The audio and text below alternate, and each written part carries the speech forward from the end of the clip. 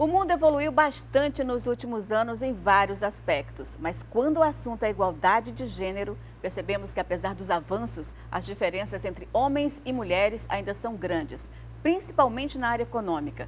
De acordo com um relatório recente do Fórum Econômico Mundial, o número de mulheres que têm entrado no mercado de trabalho é menor do que o de homens. A participação feminina na política e em cargos de liderança também é inferior à masculina.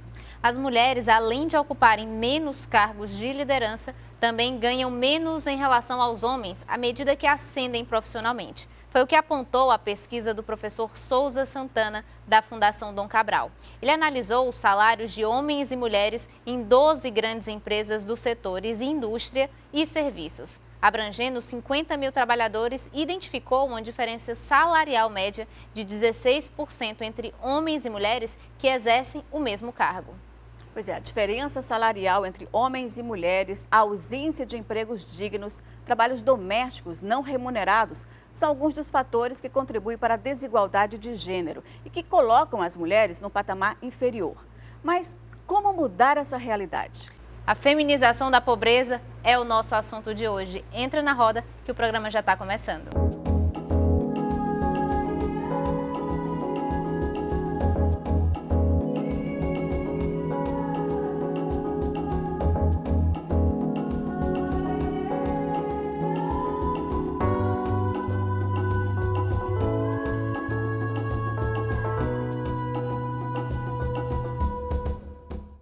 Olá, estamos começando mais um Roda de Mulheres. Sejam bem-vindos, sejam bem-vindas. A sua audiência é muito importante para nós. E lembrando que o nosso programa também é feito com a sua participação. Então, se você tem alguma sugestão, gostaria de ver algum assunto sendo discutido aqui na roda, manda para a gente a sua sugestão. Aliás, na edição passada nós tivemos aqui a Isabel Moraes. Lembra dela, Camilinha? Lembro sim. Ela sugeriu uma roda falando sobre a gordofobia. E quem está pautando o assunto de hoje é a Kalina Gondim. Ela é doutoranda em educação pela UFC e pesquisa o projeto educacional do Banco Mundial voltado para as mulheres dos países periféricos. A Kalina acompanha o nosso programa e agora está aqui com a gente. Seja muito bem-vinda, Kalina. Compondo aqui a roda também está a Salete Silva, que é empresária e empreendedora. E ela vai aqui ajudar a gente no nosso debate. Seja bem-vinda também, Salete. Muito obrigada. Então, Kalina, eu gostaria de saber primeiro, assim, qual foi a sua motivação para abordar esse tema, porque ele faz parte é um tema de doutorado seu, não é isso? Uhum. Então, assim, qual foi a motivação que você teve para poder abordar esse tema? A motivação, assim, foram diversas, né, Lana? Porque, assim, eu sempre observava a questão da diferença salarial entre homens e mulheres, a própria repartição da riqueza em si, a participação política, a exclusão feminina. E eu procurei pesquisar isso a fundo e descobri que a questão da pobreza, de forma geral, como do empobrecimento das mulheres, é um fenômeno bastante antigo, né? E até desde então eu venho pesquisando essa temática. Só contextualizando aqui, né, que o tema do programa de hoje, que é o tema também da dissertação de doutorado da Kalina, é a feminização da pobreza. Exatamente. Né, Lana? E para embasar essa nossa conversa, a gente vai trazer um depoimento, que depois dele a gente vai conversar a respeito, que é o depoimento da professora Maria José Albuquerque. Ela é doutora em educação e vai falar sobre o conceito de feminização da pobreza. Vamos lá ver? Olá, pessoal. Eu sou a Maria José Albuquerque e gostaria de destacar a importância de programas como Roda de Mulheres. É um programa feito por mulheres, para as mulheres, que vem discutindo semanalmente na TV Ceará a problemática das mulheres na realidade atual, no mundo atual, no Brasil atual, no Ceará atual. Este programa traz debates tanto sobre a violência contra as mulheres, quanto resultados de conquistas no campo da arte, da literatura, da música, da poesia, enfim. Hoje, se coloca em cena, no mundo atual, como uma temática relevante, a questão da feminização da pobreza. Vocês conhecem esse termo? Bom, ele foi elaborado em 1978 por uma estudiosa norte-americana, Diane Pearson, para se referir à ideia de que as mulheres estão cada vez mais pobres que os homens no mundo. Esse estudo ele foi reforçado, confirmado pela Organização das Nações Unidas no Relatório do Desenvolvimento Humano, elaborado em 1995, em que a ONU afirma que a pobreza tem um rosto e esse rosto é da mulher. Existem mais mulheres pobres no mundo do que homens. Muito obrigada, professora. E ela já deu aí um pontapé inicial para a nossa conversa. Eu acho que essa questão ela é bem histórica também, não é, Kalina? Sim, do fenômeno da pobreza, né, de forma geral, e da feminização da pobreza, que é um conceito que foi estruturado para apontar para um maior contingente de mulheres dentro dessa pobreza, né? Na realidade, como a professora bem colocou aí no vídeo, já na década de 70, a ONU já tinha esse diagnóstico, né, que mais de 70% dos pobres no mundo são mulheres. E, infelizmente, hoje, 2020, ainda não houve uma reversão desse quadro. As mulheres ainda pontuam como a maioria dentro da pobreza. E por que isso acontece, Kalina? Por que as mulheres são, né, essa parcela da população em relação a gênero, homem e mulher, né? Por que somos mais pobres que homens? Camila, é uma questão histórica, né? Essa é uma questão muito, muito antiga, e é uma questão também estrutural, né? Na gênese dessa sociedade que a gente vive hoje, a mulher ela foi colocada na dimensão privada, né, do trabalho doméstico, que é um trabalho não remunerado, e, paralelamente, ela ter ficado encerrada, né, nesse espaço privado, ela também foi excluída de outras dimensões da sociedade, como o acesso à renda, a um salário, acesso a participar da política, né? A gente sabe que até hoje a política é o espaço das macrodecisões. Então, as mulheres elas foram excluídas totalmente, abertamente desse espaço. Também excluídas de acesso à escolaridade, né? Então, esse conjunto de fatores, né, eles, de forma conjunta, né, eles produziram esse empobrecimento das mulheres, né, que é também até importante a gente trazer essa noção de que não existem homens pobres e mulheres pobres, né? Existem pessoas que foram empobrecidas. Né? Então, é algo que é uma atuação de algo externo, né, que foi produzido. E a pobreza ela é assim, ela é produzida e reproduzida. Então, se falta ainda questões, políticas públicas são muito importantes para que a gente possa mudar realmente esse quadro, não é? Então, nessa sua análise, como é que essas políticas públicas elas estão surgindo e como é que elas estão, de certa forma, trabalhando essa mudança? E você acredita que essas políticas públicas elas poderiam nivelar essa diferença ou não? Sim, Ilana, porque as políticas públicas são ações, né, de parte do Estado no campo do social, de uma forma concreta. Mas o que a gente está observando, né, da década de 90 para cá, é a própria falência das políticas públicas de uma forma geral, e isso também atinge as mulheres. Né? Por exemplo, em muitas políticas públicas que a gente acha que é uma política de gênero, na realidade não é.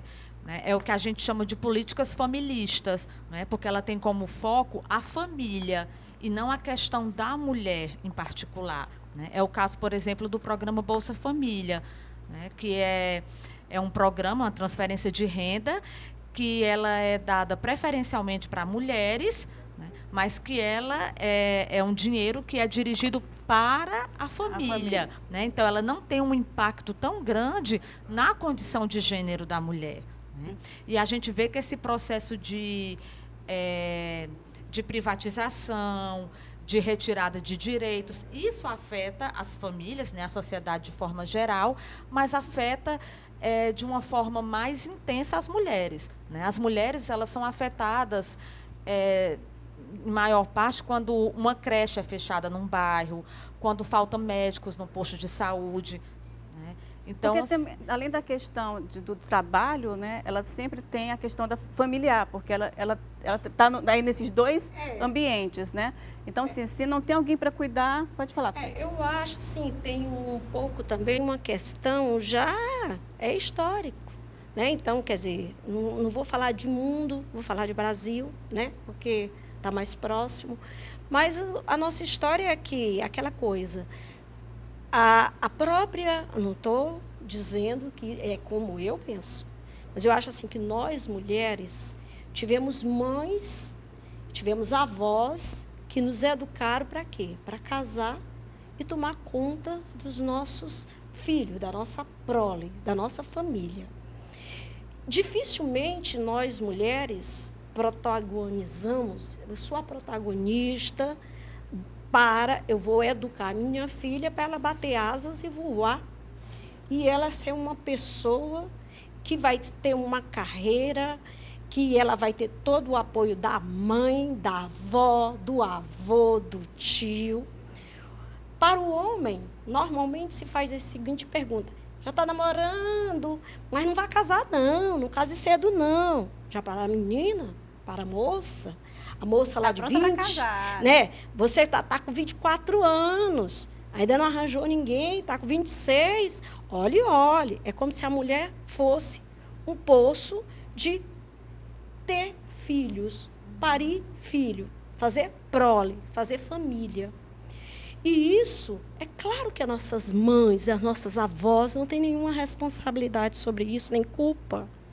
É uma questão de toda uma estrutura histórica que vem no nosso país e no mundo, né? Nós sabemos que tem mundo onde a mulher tem menos direito ainda que nós, andar de burca na época. Tudo faz parte de um sistema patriarcal que nós vivemos e que a gente até já discutiu algumas vezes, que exatamente necessita de fazer essa desconstrução para que a mulher tenha realmente aí encontrar, né, seguir o caminho dela de ascensão. E essa questão da mulher é tão engraçada, sobre a falta de assistencialismo, sobre programas que sejam voltados para nós e não para a família, né, que eu estava refletindo enquanto todo mundo estava falando, né, que é, por exemplo, na maternidade, quando você vai ter o filho, né, quando o bebê nasce, enquanto a mãe está com o bebê na barriga, tem o pré-natal e tudo é voltado ali para a mãe, porque a mãe está com o bebê na barriga. Mas quando o bebê nasce, todos os cuidados se voltam para o bebê. A mãe, nesse momento da maternidade, ela fica completamente desassistida. Não existem programas, por exemplo, de saúde no SUS, seja no particular, seja em qualquer área da saúde,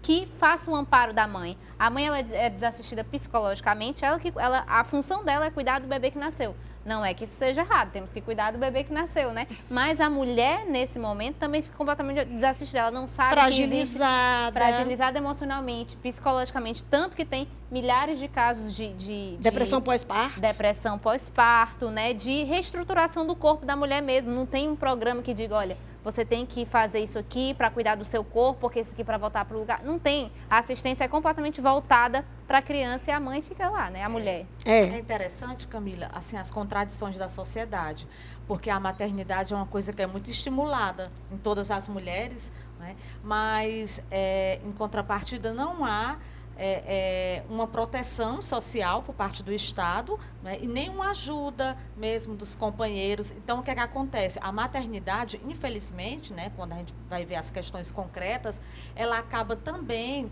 sendo mais uma questão para dificultar, né, o acesso das mulheres às questões, ao espaço público, não é? Porque o que é que acontece?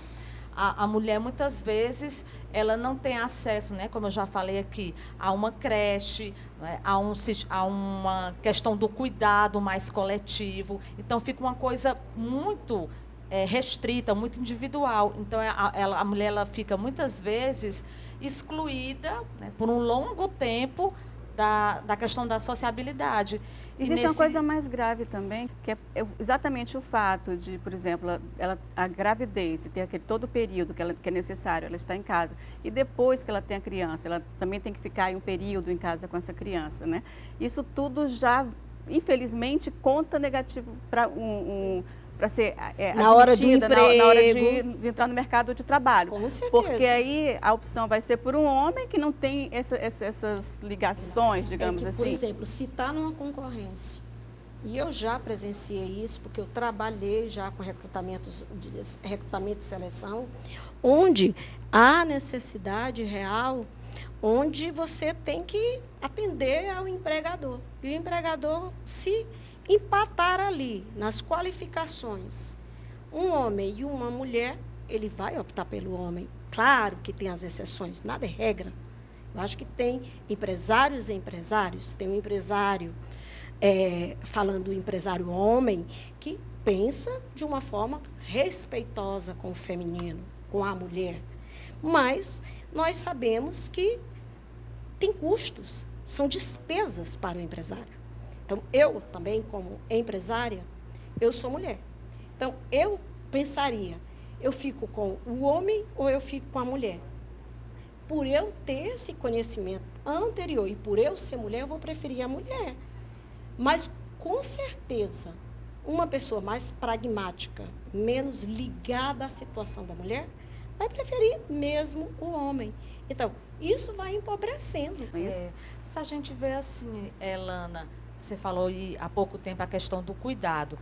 Esse momento de pandemia é uma grande vitrine, né? Porque o que a gente está vendo, as mulheres estão pedindo para sair das empresas, né? Estão pedindo demissão. Por quê? Porque elas são as cuidadoras em massa, né? Então, as crianças não estão frequentando as aulas presenciais, os idosos estão em casa. Então, as mulheres, elas têm que pedir, né, para ter esse desligamento, para poder cuidar, né? Então, essa questão também do cuidado onera muito as mulheres, né? E a gente tem que pensar numa perspectiva de um cuidado coletivo, de um cuidado enquanto política pública, como a Lana trouxe. Isso ainda acaba sendo meio que uma ignorância, né, dos países subdesenvolvidos, porque nos países desenvolvidos, né, já existem pesquisas que mostram como nós somos maioria, como é que você não aproveita uma mão de obra que é em maior quantidade, né? A gente vai continuar com esse assunto no próximo bloco, a gente volta já já.